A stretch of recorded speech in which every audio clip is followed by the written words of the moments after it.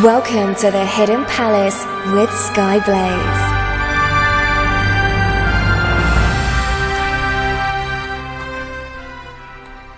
Good morning, afternoon, evening or night, wherever you are in the world.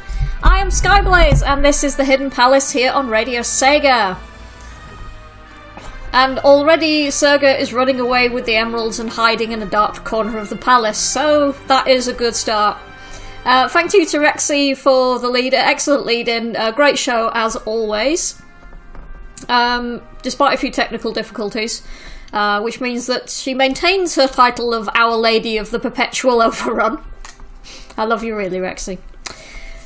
Anyway, so the topic for this week: anyone who has taken public transport in their lives will know how much fun they are not. There's a reason I take my headphones everywhere I go, let's put it that way. So, to entertain yourself, you have to bring a book, or your phone, or an MP3 player or something, to listen to and read until you are ready to get off the bus. Well, surely your journeys would be a lot more fun if SEGA were in charge of them, right? Well, let's find out, because we're going to take a look at the SEGA Roadshows. So, from 1992 to 1995 in the UK, SEGA had at least 3 double-decker buses which were used to promote the latest SEGA games and consoles. Also known as SEGA on the Road, these buses would be painted with SEGA logos and characters including Sonic and Tails, as well as other characters such as ToeJam and Earl. They would tour a few major cities in the UK, including Edinburgh and London, various holiday camps owned by holiday groups Haven and Pontins, and other large events across the country, including things at, I've forgotten the name of the damn place. Big place in London. Has conventions in it. That place. You know the one. So each bus would be set up with numerous tiny televisions, and bus seats were arranged around tables, much like you would find in restaurants, and these were like cushioned benches rather than chairs. Each table had 2 TVs facing away from each other, so each side could seat up to 2 to 3 people around one console.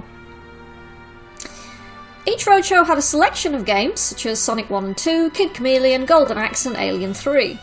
SEGA would also showcase new games they were trying to market and promote, as well as new consoles, so you'd be treated to early plays of Mega Drive games like Batman Returns, as well as getting an early hands on Game Gear and the Mega CD even.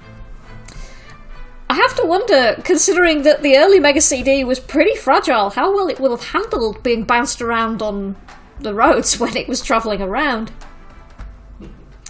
Electric Boogaloo is saying it reminds me of what Sony did in the US with the PlayStation truck a few years later. Interesting. Yeah, it's a pretty interesting idea. Darwin's saying SEGA buses? Awesome.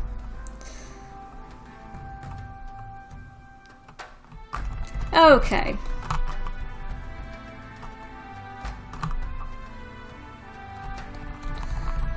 Alright, oh, SEGA's run away from the emeralds.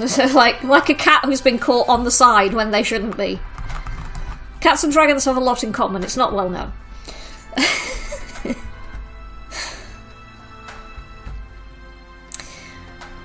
Right, let's have some music then.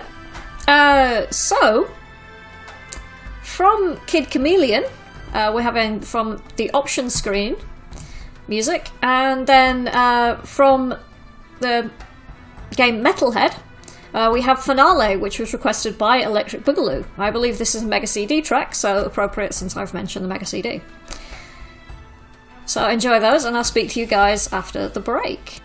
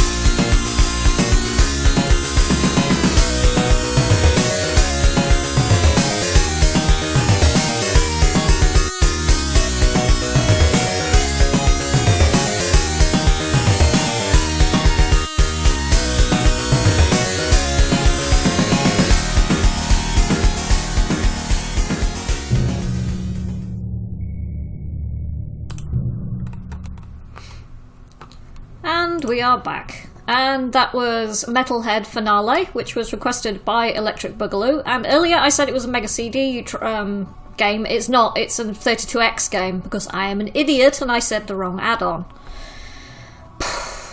Anyway, and before that we had Kid Chameleon Options. So, moving on. In 1994, Sega held the Sega UK Challenge, where you could compete to win a t-shirt and a certificate proving you had left them standing on the Sega bus and were now an official member of the Sega crew. To win, you had 5 minutes in which you had to get the highest score possible in a game of Sonic 2. All entrants will also receive a goodie bag, which would have included a foldable card wallet, as well as other items. But sadly, info on what else is included is a bit sparse and may have varied depending on what area, what destination they were at. I do actually have a personal testimonial from this one, not from myself, but from a friend of mine. My friend Misha, when he discovered that I was talking about this on the show, said the following. I remember the Sega bus appearing at a mini rugby festival I was competing at. Yes, I did play mini rugby for a while. My dad was a coach. I wasn't especially good, but I tried hard. That entire day, I spent a lot of time trying to avoid being picked for the team so I could go spend more time on the Sega bus. Game of the day was the newly released Sonic 2. There were time sessions the first half, which was just have a go. The second half was a high score challenge, in which I managed to win a t-shirt. So yeah, my friend Misha managed to win one of those t-shirts, which is pretty cool. I know Doan knows Misha, so yeah, it's a shame he doesn't still have it, but never mind. Right. So yeah, that was quite a cute little personal anecdote from my friend there. Now then, the UK was not the only place that got a Sega bus. In the US, during the 1995 Macy's Thanksgiving Parade, not only were people treated to the sight of a giant Sonic parade balloon, but to help Sega promote the Sega Pico, there was a Sega Pico bus. I could not find much about this thing, apart from video footage showing it was there, so all I can tell you, it was a standard US yellow school bus with various art decals to promote the Pico. Further to this, there was an appearance of the quote-unquote Pico Kid. I've no idea who that is, and not many other people seem to know either. This kid appeared in TV adverts and game boxes, but never seemed to have an actual game of their own from what I can tell, and I can't even find out if they had an official name apart from just being Pico Kid. They were a blonde child dressed in blue shorts and a white t-shirt with a light bulb on it. What exactly this has to do with the Sega Pico or Sega in general, I'm not entirely sure, but hey-ho. The Pico had its own mascot of sorts, I guess. It doesn't seem to have made a great deal of impact, which is a bit of a shame, but there we are. So he's not exactly Sega Sanshiro, is what we're saying. Right, let's have a bit more music then. So, I've got a couple of OC remixes for you. So, from Planet Skill, we've got from Sonic 2 a remix of Oil Ocean. This is the WT40 mix, also known as Oil and Water. I don't usually like kind of hip-hop type things, but this one's really cool.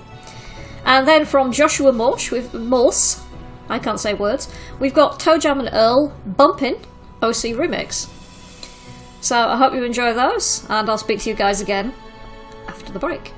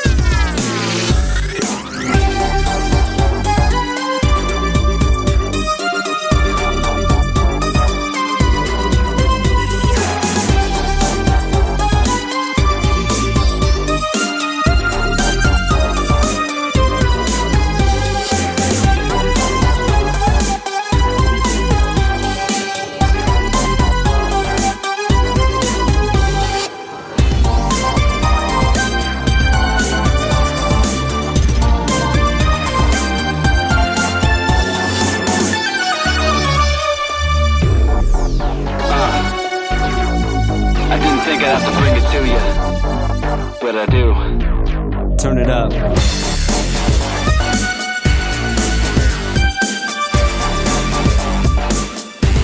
Yo, you're looking like you think that I don't know. Thinking that the signs of a lie don't show. Little by little you lie more. So I'ma give you something so you don't try no more.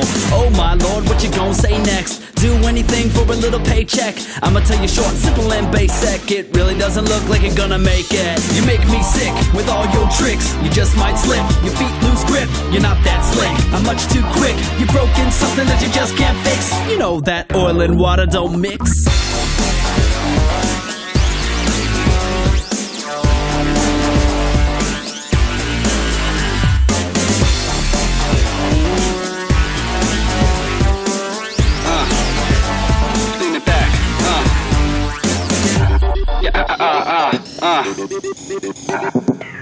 I'ma tell you, look. I'm only trying to make things run smooth, but now I gotta worry about what you gon' do. You shoulda came to me to tell me what you're going through, but now you're on the wrong team, gotta own you. Don't you ever think about how they all say everything that you do comes back always? You made a big leak and your shit might sink. I would've thought you would've thought, but I guess you don't think. You make me sick with all your tricks. You just might slip, your feet lose grip. You're not that slick, I'm much too quick. You're broken, something that you just can't fix. You know that oil and water don't mix. Open the floodgates, get ready for the flow.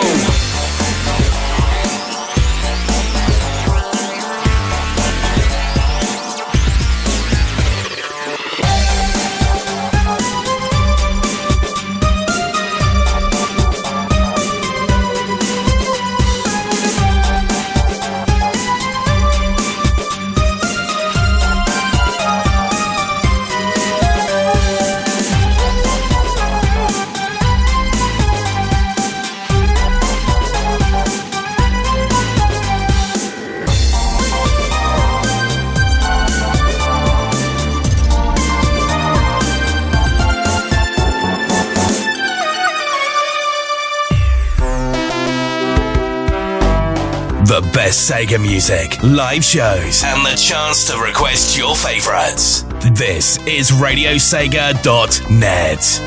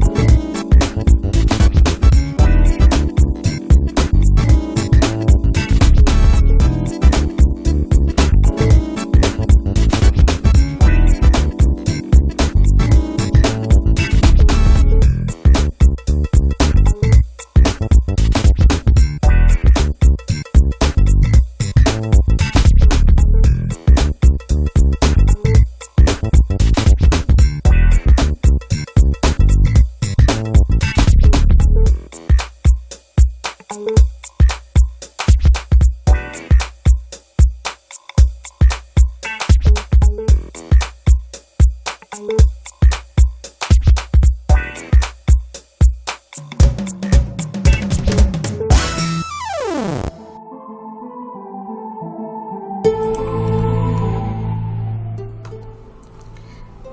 are back, and that was Toe Jam and Earl OC Remix Bumpin' from Joshua Morse, and before that we had a Sonic 2 OC remix of Oil Ocean called the WT40 remix, also known as Oil and Water, from Planet Skill. So yeah, that was great. And the guys, who, I don't know if it's Green Viper or Twinny who's doing the social posts today, but they're doing a great job. There's some pictures of a couple of the buses, one of the UK ones and one of the ones that was at the Macy's Thanksgiving parade. I really cannot talk today. So have a look at those if you would like. They're on the Radio Sega official Twitter.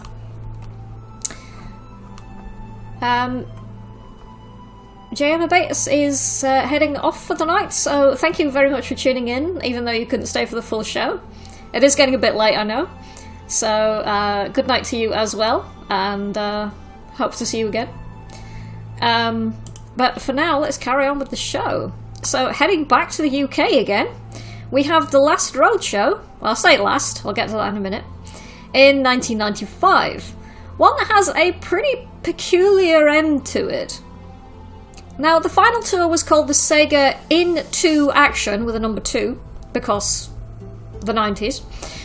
And along with new games to showcase, there were also reports of Sonic, Tails and even Knuckles being in attendance at those events. From what I found, people at various parts of the UK reported different things from each event. Some were saying that the mascots were there, others saying that they weren't, others saying that Sonic 3 and Knuckles wasn't even available on the bus that they attended, which would have been pretty odd since that was one of the main games that they were trying to promote at the time. One of the more weird aspects of this is that this bus also accompanied a Sega health campaign which was trying to help people stop smoking. Considering the age range that they were aiming at the time, that seems a bit odd, but okay. There was even some artwork with Knuckles beating up a packet of cigarettes. No, I don't know either. Now, on to the peculiar end to this that I mentioned earlier. After 1995, the buses were not used for another tour. However, one of the later buses was used for a very peculiar sporting event. Specifically, double-decker bus racing. As far as I can tell, this was used for racing around the early 2000s. I guess it's like the caravan racing thing, or like Destruction Derby, I don't know. People are mad, and race drivers are even madder. Now, this still isn't the end for this bus, as after its racing career is over, it was in fact placed on eBay, where it sold for around £1,600 back in 2013. Yeah, somebody bought that bus. I wonder where it is now. If you have it, I realise it's incredibly unlikely that you're ever going to listen to this show, but if you are and you have this, I would love to hear from you. Oh dear. Somebody just like randomly have a double-decker Sega bus on their driveway. Yes, this is mine, what? That'd be pretty cool. I wonder if it still had the consoles in it. I doubt it, but it would have been funny.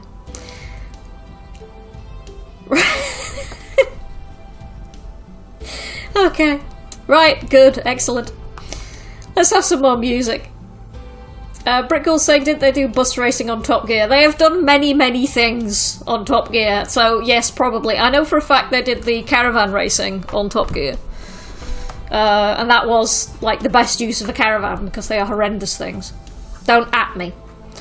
But yeah, it wouldn't surprise me if they've done bus racing on Top Gear, or, the one that's on Amazon. The Grand Tour? The Grand Tour. Darren's saying, is it more or less silly than racing forklifts? I don't know. That's a good question, actually. Oh, amusingly enough, when I was looking for stuff to use for Chip Tune Corner today, I found a track that was called Forklift Driver. Anyway, let's have some more music, so because I haven't looped my music properly. So this is from Sonic the Hedgehog 3, it's another OC remix, this is Tight Finale. Enjoy. And after that we'll have a track from Super Hang-On. That's an RKO remix, so enjoy those.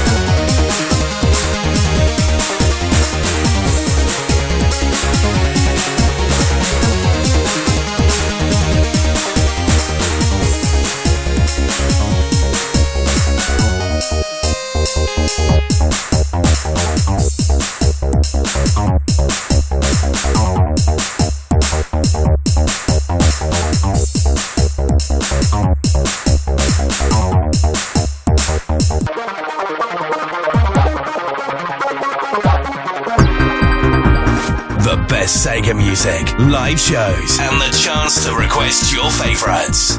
This is RadioSega.net.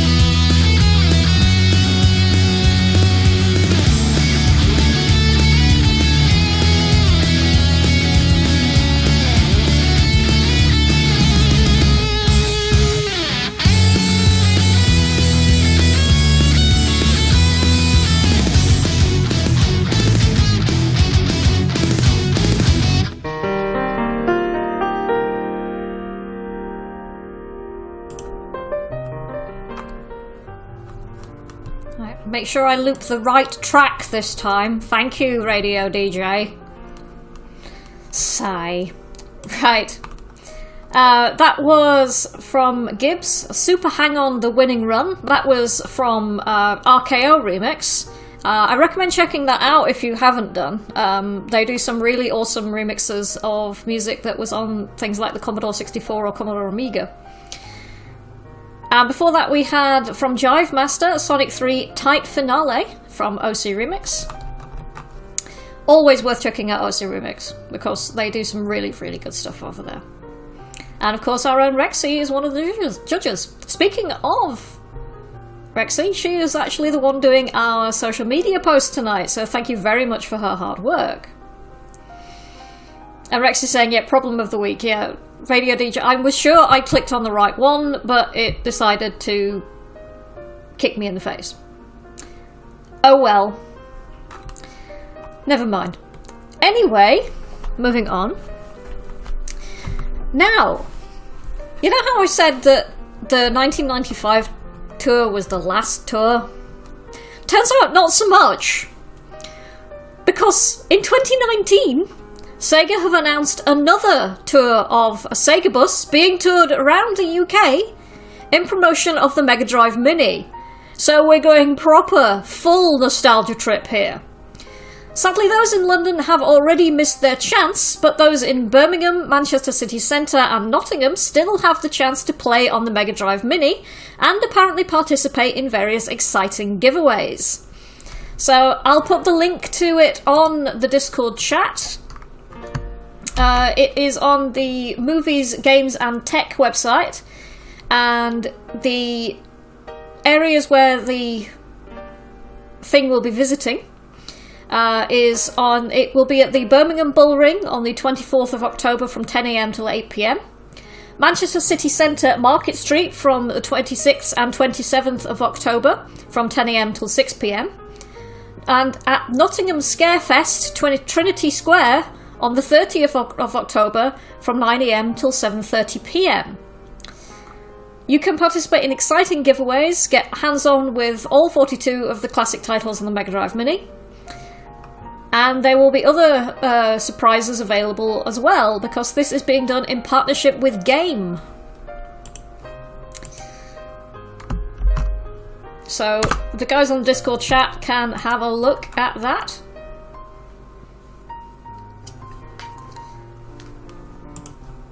I'm actually quite tempted to go to the one at Manchester, because it's not that far from Sheffield to Manchester.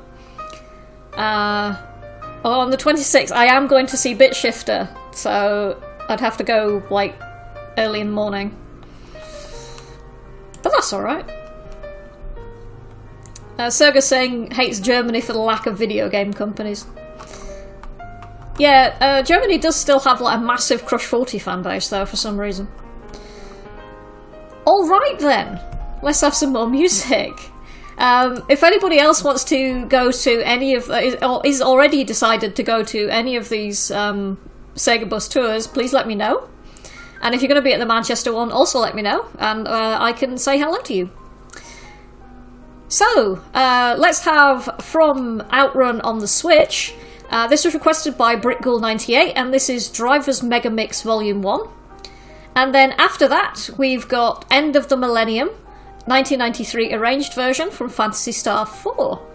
So I hope you enjoy those, and I'll be back after the break for Chiptune Corner.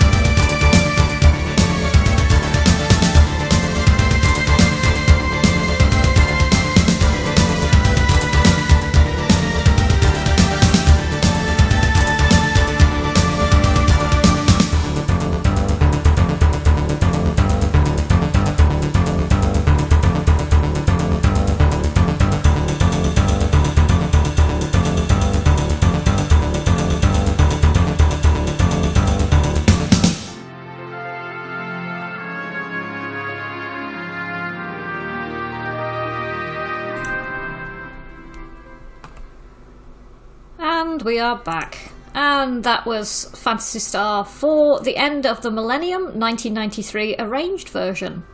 And before that we had from Outrun on the Switch, Drivers Megamix Volume 1, requested by Britghoul98. So, there's been a lot of talk about Sega buses, but now it's time for the Chiptune Corner. So, I may have mentioned New York chiptune artist BitShifter a few times before, probably too much, let's be honest. But they are my favourite chiptune artists, and they were in the very first Chiptune Corner. So I'm about to feature them again, because I'm going to be seeing them live next weekend, and I'm very excited, so you lot will just have to put up with it, I'm afraid. Somebody's saying something. Doan's asking about the Sega bus thing. I'll repost the link for you, Doan. There you go. Okay. So we've got from BitShifter. This is March of the Nucleotides. Let me know what you think. I'm stupidly excited to see these guys. It's going to be so much fun. Because they're based in New York, and obviously I am not. I'm on the wrong side of the pond. I never expected to be able to see them perform, so this is pretty awesome for me. So you'll have to put up with me squeeing.